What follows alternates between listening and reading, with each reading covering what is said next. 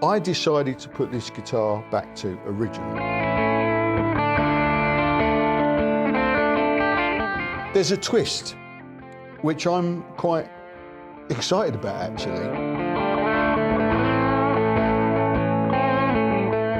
You can tell these were changed a long time ago because, well, they look pretty old and knackered and manky, and this one's split.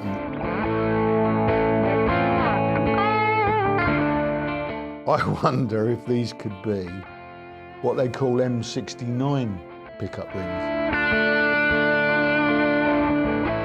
The ones that came off the original bursts. And I'm thinking, they look big enough. Because if they're M69, like proper original ones, they'd be worth a quid or two, wouldn't they? Here we go.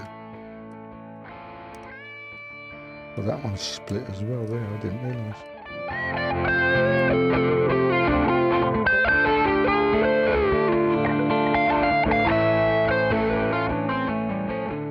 Guitaristas is proudly supported by Gear for Music. Hello, thanks for joining us. Welcome to the Guitaristas. So, a bit of a change of plan this week. I won't lie to you. I was planning to do something entirely different. I'll tell you what happened. It's Tuesday morning now, and I normally start filming on a Tuesday morning these days and wrap it up by Thursday for posting Thursday night on the TV channel and Friday on YouTube. So Friday, I've ordered my guitar. I've got a big idea for this week's film. What I was going to do, what I was planning to do, was I ordered one of them Anderton's East Coast guitars from Anderton's because I couldn't get it anywhere else. And it's one of their SG alikes, GS or something like that. And the thumbnail this week was going to be, this is not an SG, okay? Because it's not, it's a GS. And it was a bit of a dig at several people last week that went, oh no, not another fucking SG, okay? So that was my idea. And it's a cheapie. It was, I think I paid 119 quid for it. So I thought, well, that'll be fun. We'll have a look and we'll compare it to the Epiphone SG that we reviewed last week. So I've ordered it Friday, loads of time for it to arrive before now, isn't there? Ordered it Friday, but I thought I'll pay extra for Saturday delivery anyway. So there's an extra 8 quid for Saturday delivery, and it hasn't arrived yet. Yeah, long story short, couriers are fucked up, obviously, big time. Failed to deliver Saturday, failed to deliver as promised on Sunday, failed to deliver as promised on Monday. It might arrive today, but it's too late, okay? It's too late.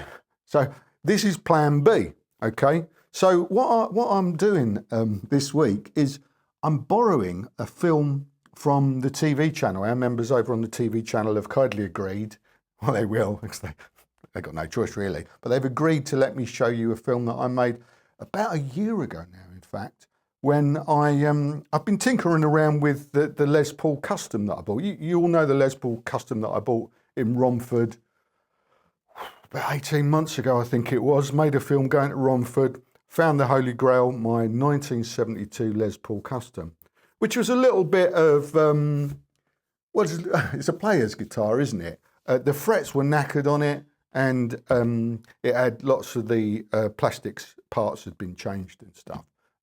But I bought it because, well, you know, it's a 1972 Les Paul Custom, and it was a good price. So why wouldn't you? Or why wouldn't I anyway? So I did. And you've seen it a few times on the channel. I've played it, done a couple of things with it on here. But over on the TV channel, as extra bonus content, I've done 2 things. I did a little film over there on when I had the frets replaced.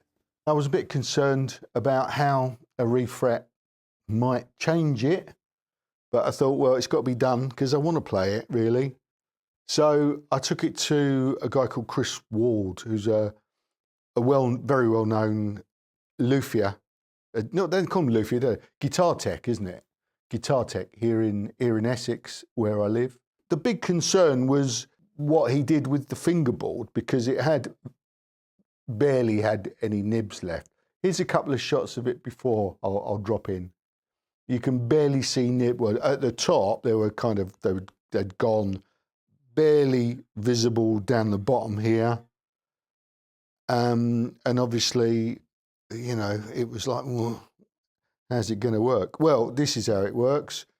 And actually is way better than I imagined it would be.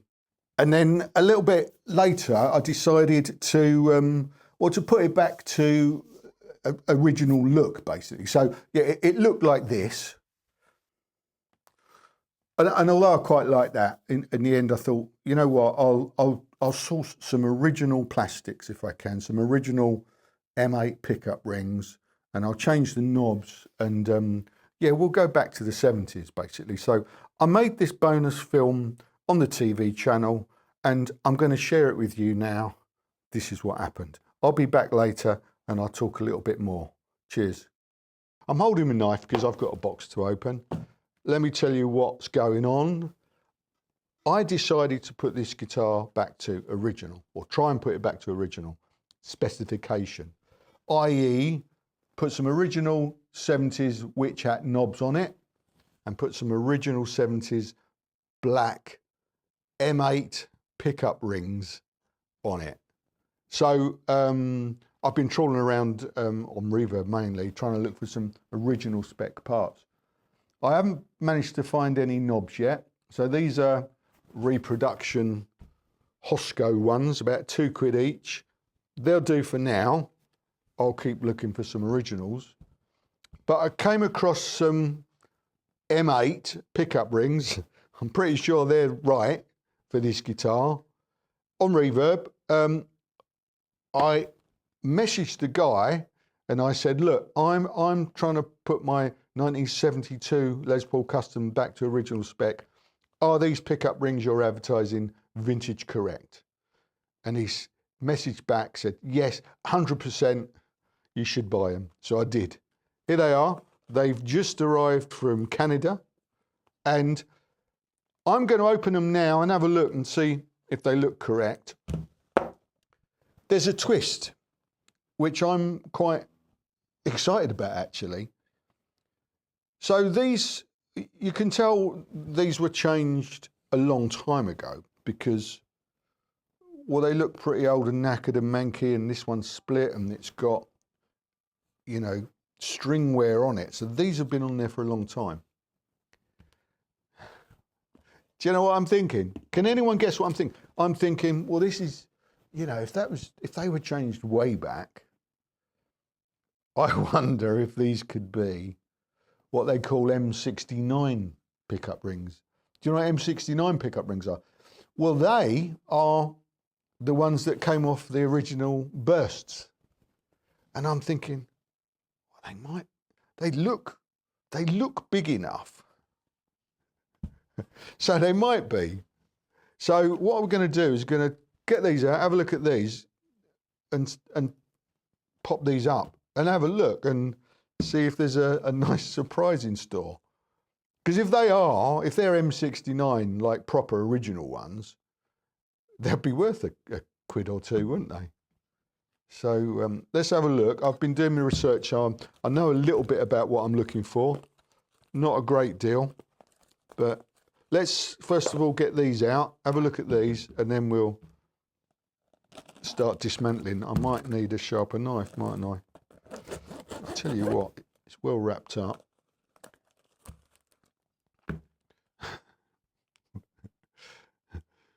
Hang on, I'll be back. I think it's the first time that the butter knife of joy has been beaten. Very well packed. Oh God. There's another box inside it.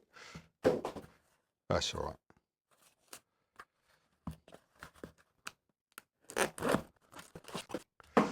Rightio. And these are quite fragile plastic, actually.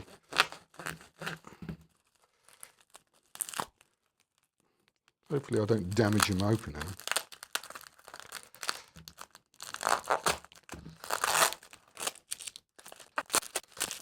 It's like pass the parcel.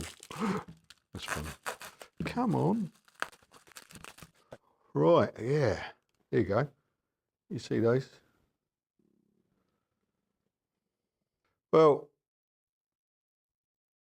these ones, I mean, I haven't done so much research on these, so I can't immediately verify if they are actual originals or not. You know, people do pass them off. I mean, they've got M8 on them.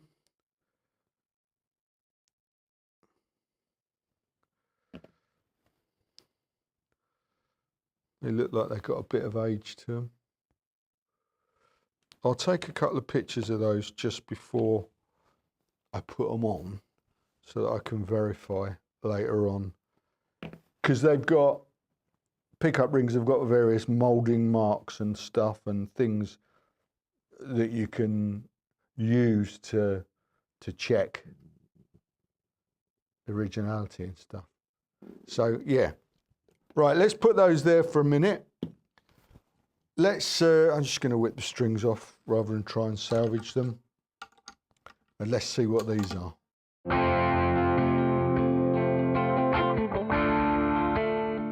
I'm just going to put a bit of painter's tape across these bridge thumb wheels, so I don't want that to move, those to move. Original bridge still hanging on. It plays fine with this on, so I'm just going to leave it on there until it doesn't. Right. First thing I'm going to do actually is just take the control plate off so we can just have a quick nosy in there. I'm not going to get too involved in it, I don't think, because I don't want to tamper too much with originality. I did take this off when I first bought it and had a quick look, and it all looked pretty, well, it was really dusty in there, to be honest with you. It looked like it hadn't been open for ages. I've no doubt that this guitar's been used and abused and was left unplayed for quite a long time, I think.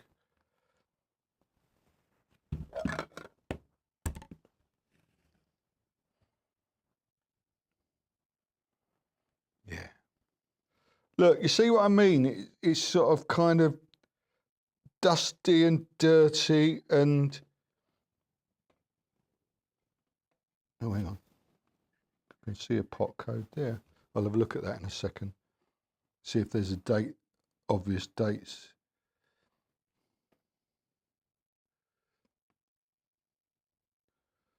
See, I reckon that's all original.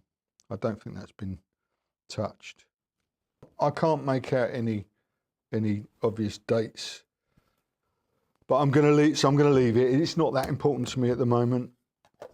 The serial number, you know, places it as accurately as you can with serial numbers. It's 1972. And that all works. It didn't, no scratchiness or anything. No scratchiness, no scratchy pots on this. So that's just going back. Actually, I might leave that off for now in case I need to loosen the wires. Right, let's it's a mixture of screws as well, so at the same time I can correct that. Let's just pull that to there.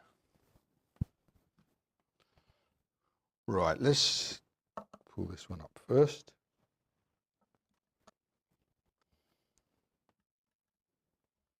Here we go. Well, that one's split as well there, I didn't realise.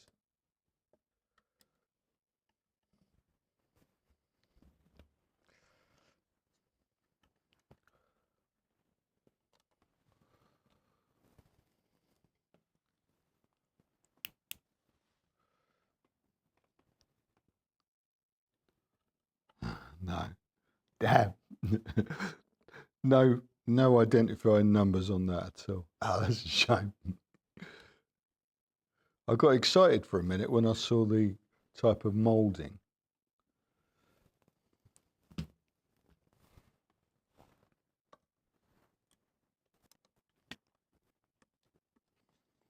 Oh. Hello.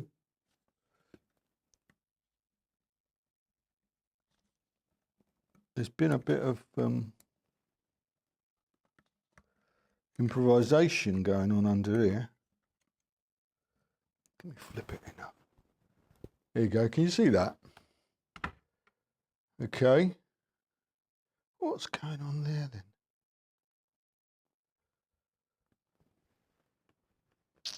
It looks like the pickup legs have broken or something, and somebody's created a Heath Robinson type set of legs. Wow. I can't flip that over anymore. But there you go. Make sure you've got a good shot of that. Will I never? So, Jesus. So they're both, there's definitely a T-top pickup, because you can see they've got a T on them. Patent number T-tops, late 60s, early 70s. Tim Shaw, I think, designed these, and they're really highly rated pickups. They're nice. They've got a real nice bite to them. Right, so what I'm going to do now is change over the pickup rings. So should we start with this one here? I'm going to put these black ones on. Yeah, let's do it. I'm going to try and replace these screws as well, because they're crosshead and probably the wrong type. Should be slotties like that, I think.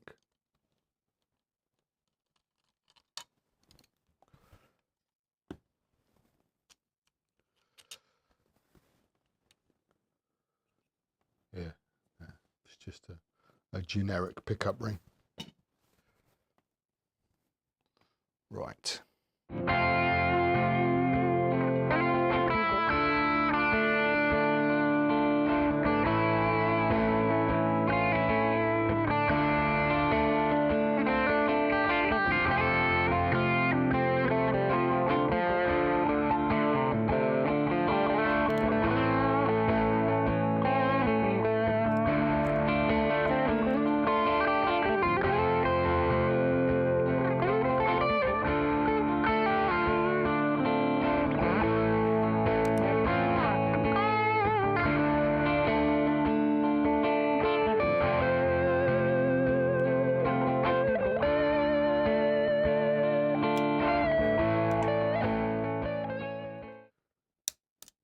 There you go. If you've missed the little crocodile clip tip in the past, that's what you need to help put the springs back in.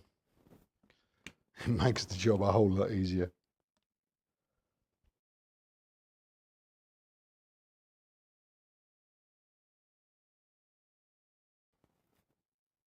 Yeah, I'm pleased I made this decision. I'm disappointed that they're not off a 59 Les Paul, but you know, kind of everything. These, they certainly look to be original. I paid 45, about 45 English pounds, I think they cost. I mean, you know, what are you going to do? There were some for like 100 quid. But then I had to pay shipping from Canada as well, which was about another 45 quid. So anyway, I'm pleased with that. I'm going to put some strings on and then we'll have a final look. Oh, yeah. Oh, yeah. You know what? It looks right now, doesn't it? I'm going to keep looking for some original 70s knobs with a bit of age to them. I've also got a spare set of those, so I might try various ways of. Sorry, I'm making a rattling noise of relicking them. Actually, I did put these in a cup of black tea for a while. I thought, well, that might stain them a little bit. It didn't. Right, I'm not going to top wrap for now because this is it's been quite successful, this guitar so far.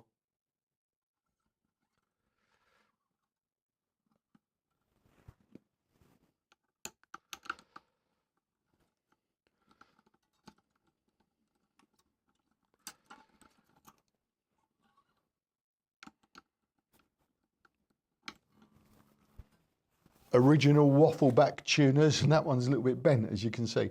They work perfectly well. Right.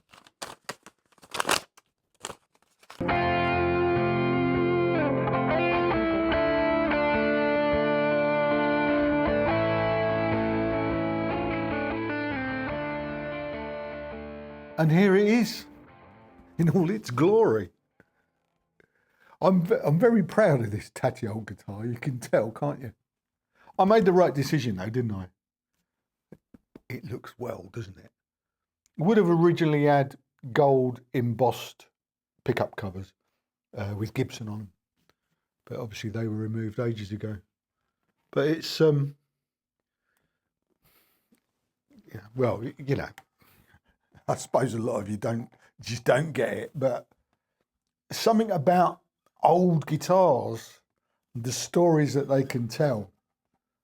It didn't quite hide the secret that I was hoping with the extremely valuable pickup rings. If they'd been original M69 pickup rings, they'd been worth more than the guitar. But Heath Robinson T-top. Yeah, there you go. I'd actually completely forgotten about that until I made this film. I saw that earlier. I go, oh, right. Yeah, just leave it alone. Put it back. Leave it alone. Nothing to see here. The bridge is still hanging on. Original bridge still. You know, you can see the saddles are got various different grooves cut in them.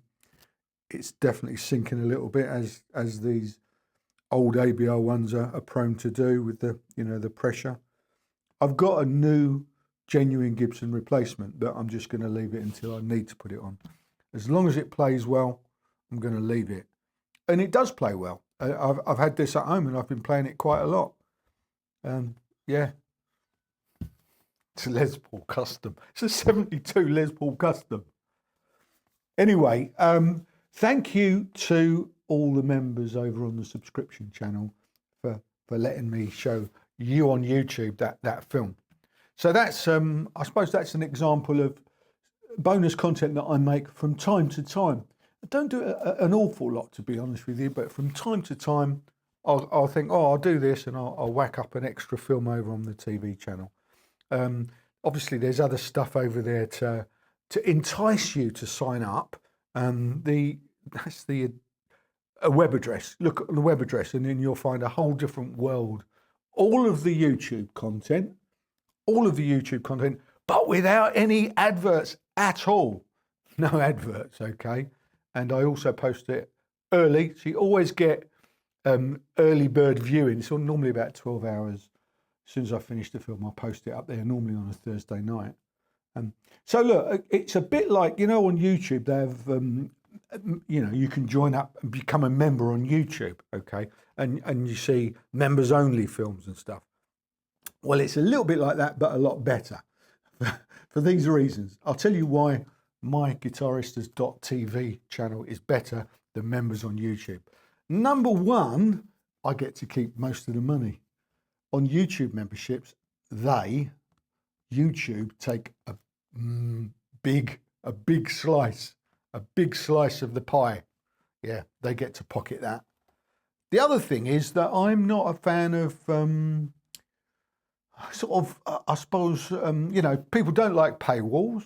So I don't like the idea that it broadcasts the fact that there's a paywall. You know, if you know some of your favourite YouTubers have, you know, got members only on a lot of the thumbnails, and you can't watch them unless you sign up. I just don't like that. We're doing it in a sort of a stealthy, more of a stealth-like way, I suppose, on the TV channel. We're not rubbing your nose in it. You know, if you wanna support the channel a little bit more and sign up, there's extra stuff on there. You know, so you know I just think that it's important to me. Incidentally, it's $5 a month if you think, oh, it's about time I supported Colin on the guitaristas.tv channel. There's the address. Sign up, discover a whole different world. No ads. I think that's the most important thing. There's a forum on there as well, so you can share pictures and chat with me and stuff on the forum. And what else is there? Oh yeah, bonus content like this from time to time. So there you go. Thank you all the members over on the guitaristas.tv channel. I think that's it. If you didn't like this film, well, blame Andertons, because it's entirely their fault, because this was going to be completely different. We'll probably do that next week. We've actually while I was making this film, I've ordered another guitar that popped up on my feed, which I'm very excited about. So we've actually got 3 new guitars incoming, and they'll be here. One of them will be here next week, probably. So thanks for watching. Hope you enjoyed all that. And well, I'll see you next week, I suppose. Yeah. Cheers for now. Ta-da.